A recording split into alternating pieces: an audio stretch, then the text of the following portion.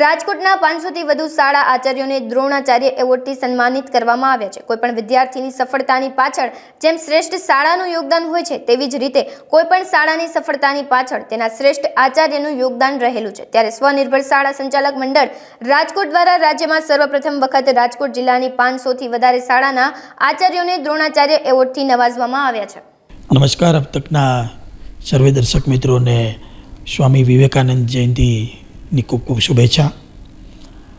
કોઈ પણ વિદ્યાર્થીની સફળતા પાછળ એની શાળાનો સિંહ ફાળો હોય છે। એ જ પ્રકારે કોઈ પણ શાળાની સફળતા પાછળ એમના આચાર્ય એમનું ખૂબ જ મોટું યોગદાન હોય છે, એમનું સમર્પણ હોય છે, એમનું સ્વાર્પણ હોય છે। ત્યારે સમગ્ર ગુજરાતભરમાં પ્રથમ વખત અને સંભવતઃ ભારતભરમાં પ્રથમ વખત એકી સાથે 500થી વધારે શાળાના આચાર્યોને દ્રોણાચાર્ય એવોર્ડથી સન્માનિત કરવાનું સૌભાગ્ય સ્વનિર્ભર શાળા સંચાલક મંડળ રાજકોટને સાંપડેલું છે। ત્યારે સૌથી પ્રથમ હું તમામ એવોર્ડી આચાર્યને અભિનંદન આપીશ। સાથે સાથે જ્યારે આ આચાર્યને એવોર્ડ મળે છે ત્યારે એમના સન્માનની સાથે એમની જવાબદારી પણ વધે છે એવું અમે માનીએ છીએ।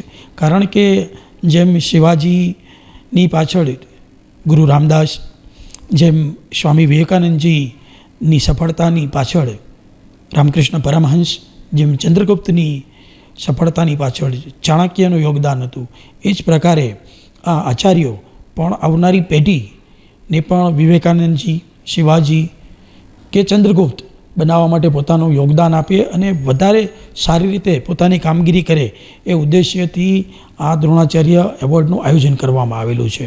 આ બધા અનસંગ હીરોઝ છે, કારણ કે કોઈપણ શાળાની સફળતા પાછળ આચાર્યને ક્યારેય પણ એનું શ્રેય મળતું નથી।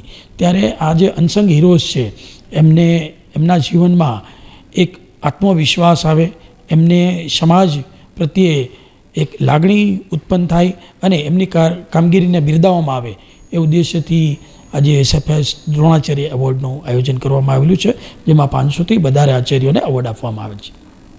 મનાલી દીપકભાઈ જોશી, નોબલ શૈક્ષણિક સંકુલ। સર, ફર્સ્ટ ઓફ ઓલ તો ફર્સ્ટ ટાઈમ મને જે એવોર્ડ મળે છે સ્વનિર્ભર શાળા સંચાલક મંડળથી, તેનો હું ગર્વ અનુભવું છું કે મને પહેલી જ વખત જે છે એ એવોર્ડ મળે છે। એમના માટે તો હું કંઈ કહી તો નથી શકતી, બટ જે છે એ મારા માટે યોગ્ય છે, એટલા માટે હું આ એવોર્ડને માન્ય ગણું છું। બસ હું તો મારી લાગણીને એટલી અનુભવું છું કે બહુ બેસ્ટ છે, જે એવોર્ડ મને મળે છે એ બહુ બેસ્ટ છે।